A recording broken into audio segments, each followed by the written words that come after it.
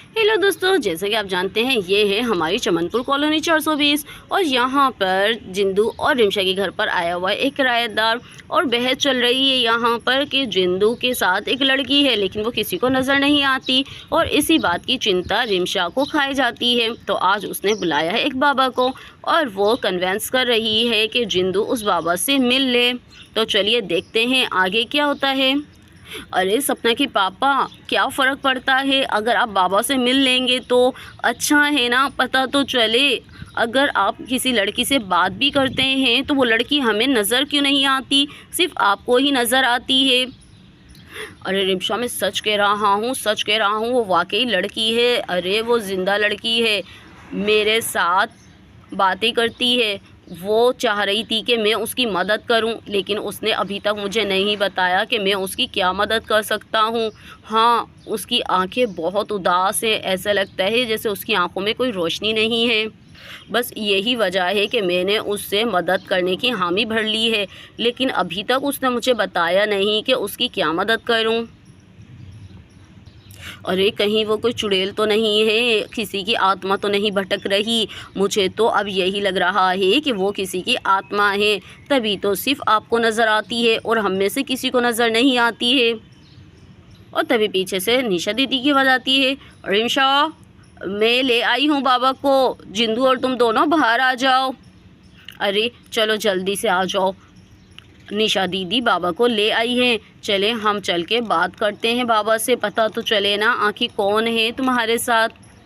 और ये कह कर रिमशा बाहर आ जाती है।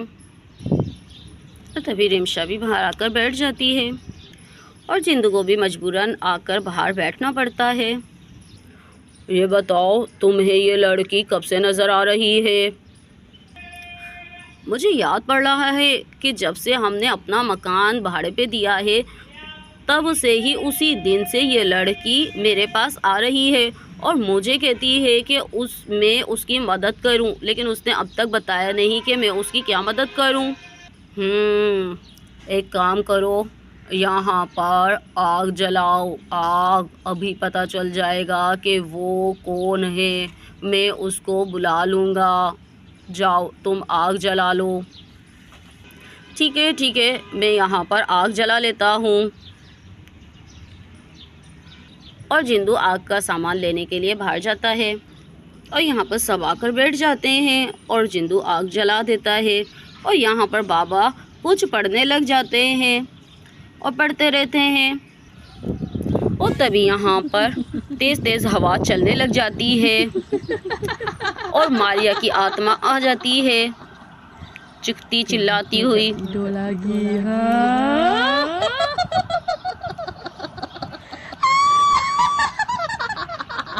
और यहाँ पर बहुत तेज तेज से हवा चलने लग जाती है और मारिया बाबा से कहती है, मुझे क्यों बुलाया है तुमने, मुझसे क्या चाहते हो?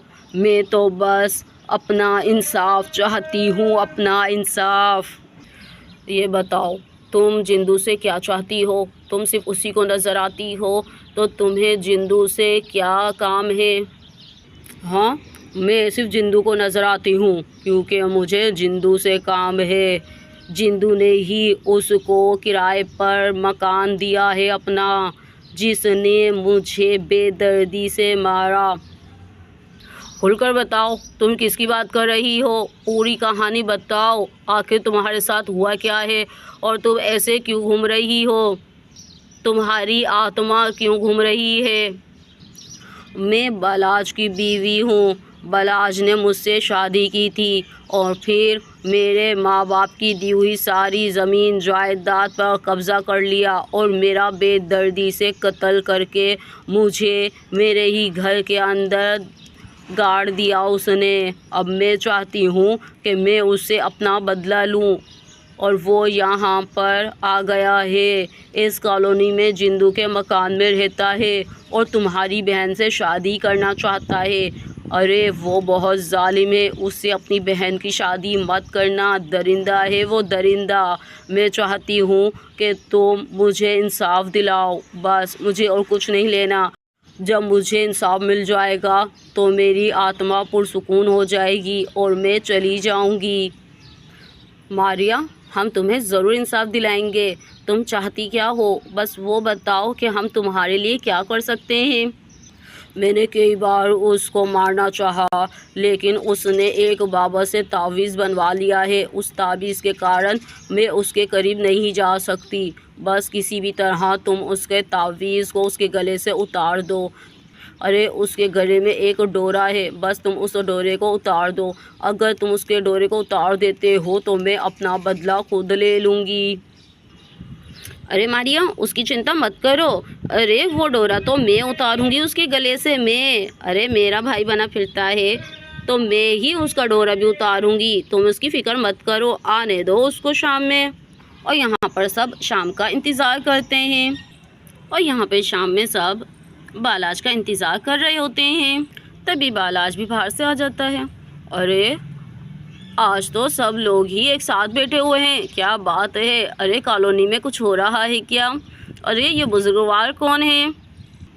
अरे ये हमारी कॉलोनी के बाबा जी हैं। बाबा जी आओ, तुम भी इनसे दुआएं ले लो। अरे हाँ जिंदू भैया, क्यों नहीं। और बालाज भी यहाँ बाबा जी के पास बैठ जाता है। अरे रानी जाओ, बालाज बाबूजी आए हैं, ज़रा इनके लिए कुछ गरम कॉफ़ी या चाय तो लेकर आओ। थके हारे आए होंगे बेचारे बालाज बाबू। अरे जी भाभी, मैं लेकर आती हूँ। और रानी बालाज के लिए कॉफ़ी लेने के लिए खड़ी हो जाती है।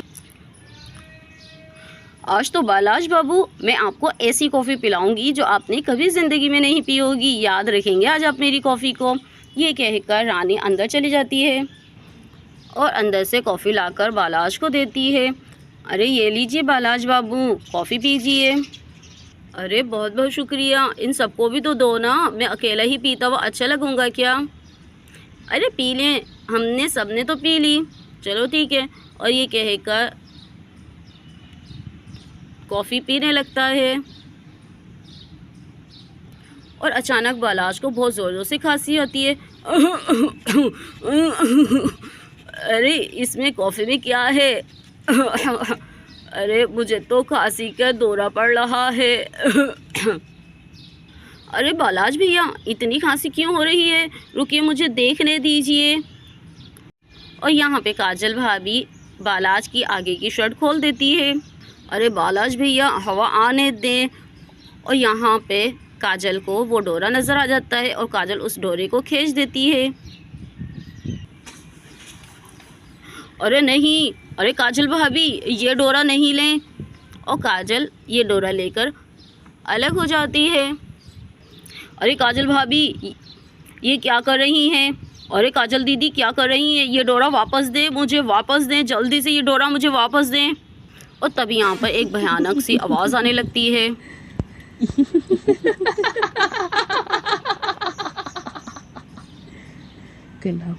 और यहाँ पे मारिया आ जाती है। तुमने क्या सोचा था, मुझे मारकर तुम सुकून से रह लोगे। अब मैं तुम्हें जिंदा चबा जाऊंगी बालाज। तुमने मेरी ज़िंदगी ख़त्म की, मैं तुम्हारी ज़िंदगी तुमसे ले लूँगी। अरे बचाओ बचाओ, अरे कोई तो मुझे बचाओ, अरे कोई तो बचाओ। और यहाँ पर मारिया इसका खून पी जाती है। और थोड़ी सी देर बाद बालाज मर जाता है। और मारिया भी थोड़ी देर बाद धुआं बन के गायब हो जाती है। जैसे को तैसा, ये पकड़ो अब तुम अपना डोरा। तुमने एक लड़की को मारा, तुम्हारे साथ भी यही होना चाहिए था। और ये कहकर काजल भाभी अपने घर चली जाती है। और तभी वहाँ राजू भी आ जाता है और रानी राजू को देखकर खड़ी हो जाती है। अरे प्लीज़ राजू मुझे माफ़ कर दो, प्लीज़ राजू, मैं इसकी बहकावे पे आ गई थी। मैंने सोचा कि ये पैसों वाला है, पढ़ा लिखा है, तो मेरी ज़िंदगी अच्छी गुजरेगी, इसीलिए बस मैं इसकी बातों में आ गई थी, प्लीज़ मुझे माफ़ कर दो। तो दोस्तों देखा आपने, कभी कभी लालच का अंजाम कितना बुरा होता है। तो कैसी लगी आज की आपको कहानी, राजू रानी को माफ़ करेगा, ये तो आने वाली किस्तों में ही आपको पता चलेगा। तो आज की कहानी अगर पसंद आई हो तो हमें ज़रूर बताइएगा। और हाँ, अब तक सब्सक्राइब नहीं किया तो सब्सक्राइब कर लीजिए, like and share. Thank you for watching.